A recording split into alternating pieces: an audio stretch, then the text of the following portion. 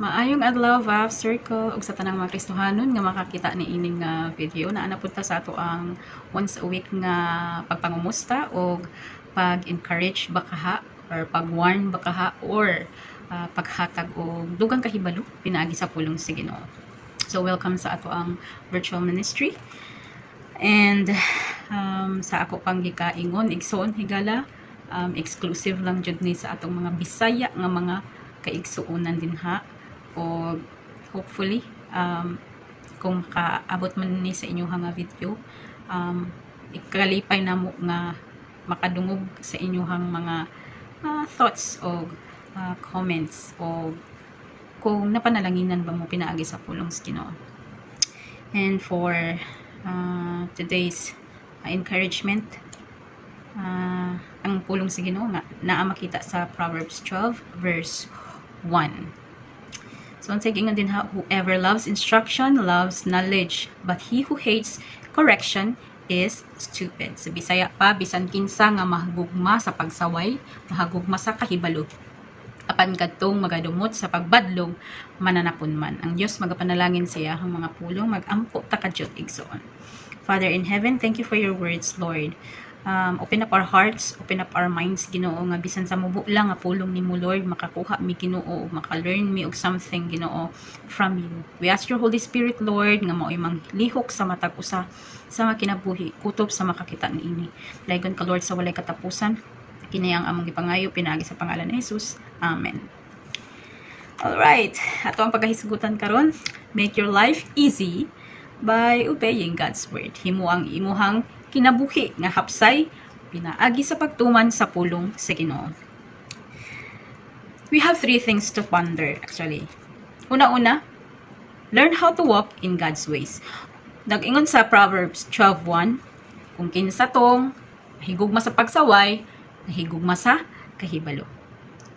Kinsa bagod ang dili or kinsa bagoy ganahan nasawayon ka? Di ba kita tanan dili ta ganahan i-correct, dili ta ganahan kanang punaon sa Tagalog pa. Pero ingon ang Bible igsoon nga kung bisan kinsa nga mahigugma sa pagsaway, nahigugma sa kahibalo. Apan katong nagadumot sa pagbadlong, mananapon man. Pasabot, stupid. Ano man ang meaning sa stupid? Having or showing a great lack of intelligence or common sense. Or foolish. O pasabot, i-consider sa Bible ang usa ka tawo nga dili magpabadlong nga buang-buang. Okay?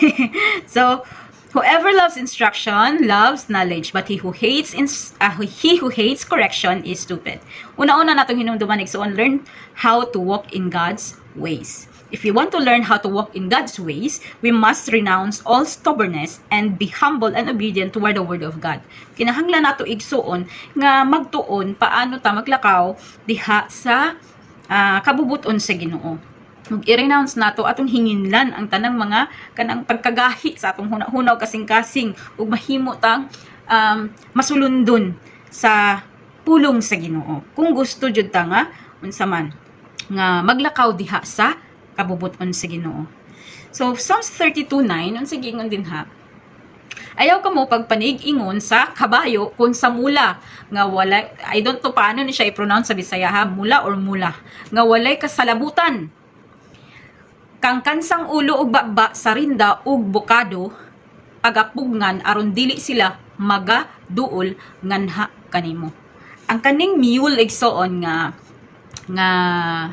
kabayo, gihulagway ang usa ka tawo sama sa kabayo sa Jeremiah 8:6. Unsa giingon didto? Atong basahon.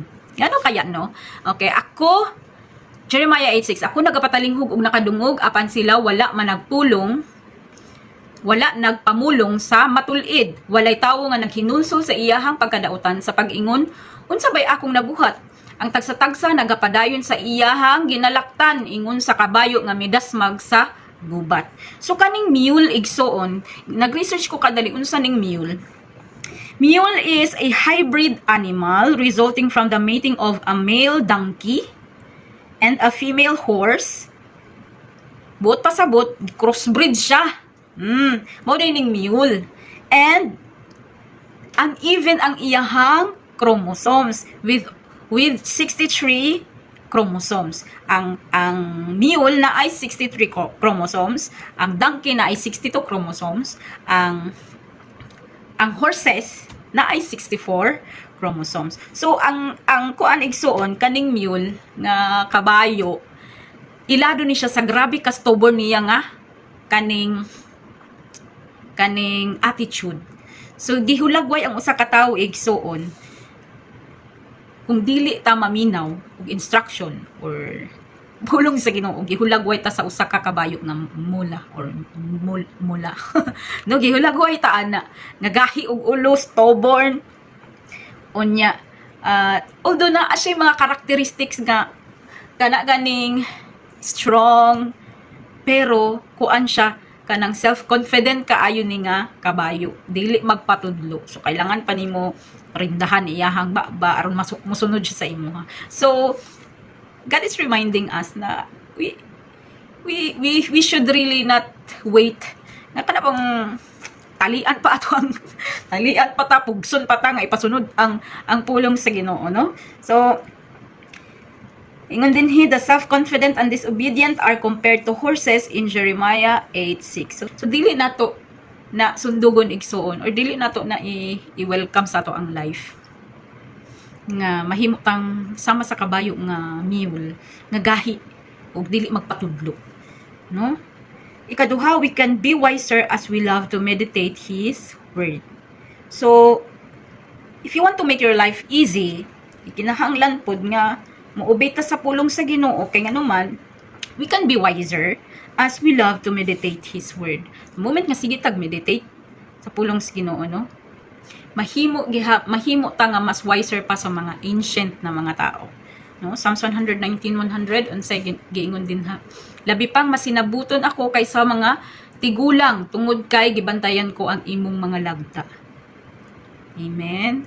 So i-compare nimo ang imong life sa una nga wala pa ka sa Ginoo unya karon nga naa ka sa Ginoo, that you are reading His word, that you are meditating His word, mo na ginaingon nga mas lalong pa ka mo understand sa pulong sa Ginoo sa mga naunang mga nangalagad kaysa sa imuha nga bag-ora nga nangalagad. So ang pulong jud sa Ginoo igsuon makapahimo sa ato ang wise, makapahimo sa ato ang bright, makapahimo sa ato ang makaginta og wisdom og knowledge, no?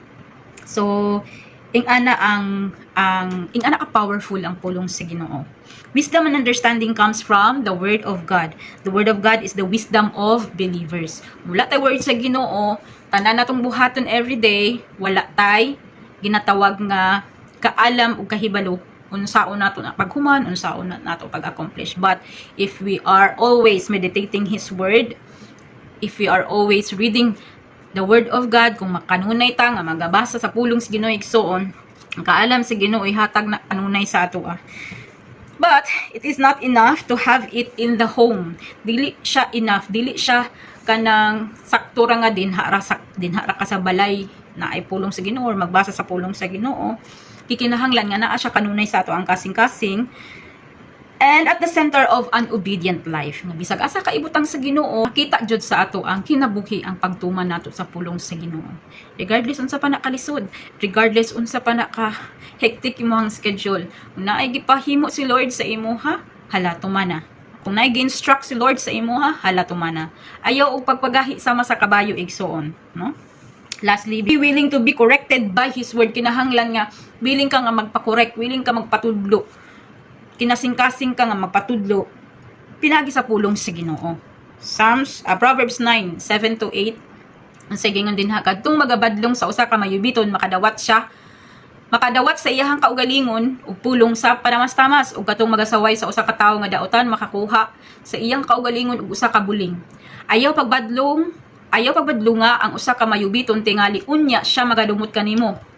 Badlunga ang usa ka tawo nga manggialamon ug siya maghagugma kanimo. Buot pasabot, gi-encourage ta nga mahimo ta nga maging willing to be corrected. Kung naadjud tay huna-huna, willing ta nga mahimong itama ang ato ang mga sayo pinaagi sa pulong sa Ginoo. Willingness or unwillingness to take a rebuke reveals something of a man's character. The moment gani nga naatay i-correct nga tao pinaagi sa pulong sa Ginoo,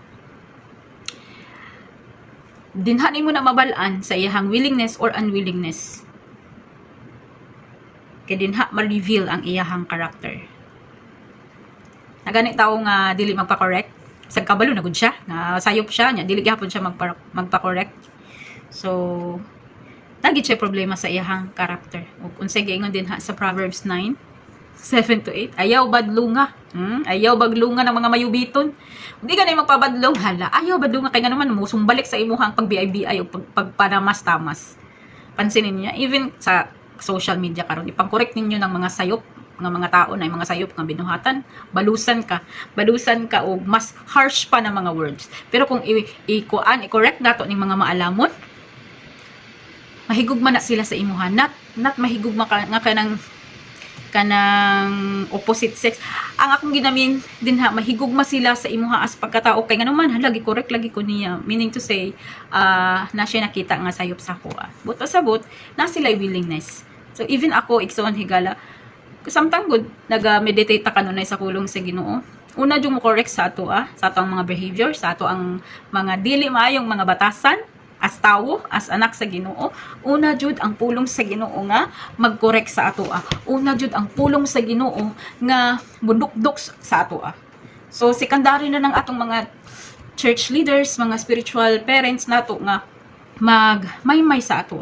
Pero kung magsige tagbasa sa pulong sa Ginoo, kuan kay siya kanang worth it kay siya kay dili na nimo need ang laing tao nga mag-correct sa imong kay ikaw na mismo ang mo-correct sa imong kagalingon. Hoy, Ginoo ko, sayop tong imong gihimo. Oh, no?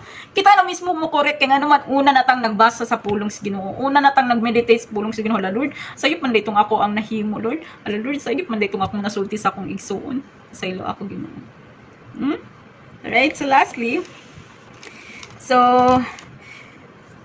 the wise man, unlike the foolish mocker, knows a rebuke is for his correction, for his good. So, ang wise man, dili sama sa buang-buang, na pag i-correct siya, feeling niya, insulto siya. No? Pero kung ang wise man ang imong i-correct, kabalo siya, na para to sa iyahang, unsa? Yes, para sa iyahang kaayuhan. Okay? Basahon nato na. Psalms 141 verse 5. Say giingon din ha, itugot nga ang matarong mo daog kanako. Kini mao'y usa ka kaluoy ug ipabadlong niya ako. Kini mao'y ingon sa lanang nga anaa sa ibabaw sa ulo. Ayaw pagpadumilia ang akong ulo niini kay bisan pa sa ilahang pagkadautan ang akong pagampo magapadayon. Amen. So kung kita wise ta nga pagkatao, willing ta nga willing ta nga i-correct sa mga righteous people, willing ta nga i-correct sa mga tao nga kabaluta nga nagahimo og mga maayong mga butang. Let the righteous smite me, it shall be a kindness, and let him reprove me, it shall be an excellent oil which not break my head.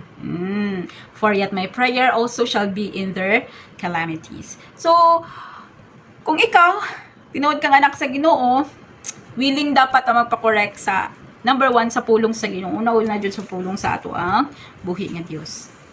So let's recap. Una-una natong pamalandungan, kung gusto nato nga mahimong easy ang ato ang pagkinabuhi or hapsay, kinahanglan nga tumano nato ang pulong sa Ginoo. Paano nato tumano ng pulong sa Ginoo? Learn how to walk in God's ways. Kinahanglan makabaluta, paano maglakaw, pinaagi sa pamamaraan sa Ginoo or pulong sa Ginoo, sa instruction sa Ginoo. We can be wiser as we love to meditate His Word. Magdugang ang ato ang kaalam ug kahibalo sa panahon nga magsige ta og meditate sa pulong sa Ginoo. So kung gusto ta nga mahimong hapsay ang atong kinabuhi, kailangan willing ta nga badlungon sa pulong sa Ginoo. No? So praise God for His Word. Igsoon ni Gala. As we reflect for His Word. So, kanus aka last nga nituman sa instruction sa Ginoo. O kanus ani mo last nga nagilove ang correction sa Ginoo nga naka-realize ka, Lord, I really need your correction. I really need your knowledge through your words. Kanus And kanus man last time nimo nga na nga na receive ang instruction sa Ginoo niya imuhang gi-follow. So I hope and I pray nga nadasig ta bisag sa kadiyot lamang igsoon. Let me leave you a quote. The more we love God's word, the more we are aware of our own wickedness. So, the more nga mag-love ta sa pulong sa Ginoo igsoon, the more i-reveal ni Lord nga unsa ta kadautan, and the more pud ta nga musik sa iya kanunay nga bag-uhon ta, i-change ta. So dinha ra ta perminti ipon na sa ubang tawo kung nagkulang ta isip Kristohano, nagkulang ta sa pagbasa sa pulong sa Ginoo. So dili ta mo sundog sa ubang Christians igsoon nga kada Sunday lang magbasa og Bible. Dili ta mo sundog sa ubang Kristohanon nga basa ra Bible kung ganahan, kung na-heartbroken. Basa rag Bible kung nakakitag verse sa Facebook nya kausaras isa ka bulan. No. Soon, i-remind ta mo kanunay sa Joshua 1:8. Basahan na ninyo igsoon. Very strict si Lord when it comes to meditation of His Word, day and night. So God bless sa pulong sa ato ang buhi nga Dios igsoon, and I hope and I pray nga atong ikinabuhi ang iyahang mga pulong, and hopefully mahapsay or magkaroon ta og hapsay nga kinabuhi tungod kay nagatuman man ta sa iyahang mga pulong. God bless and happy Sunday. To God be the glory.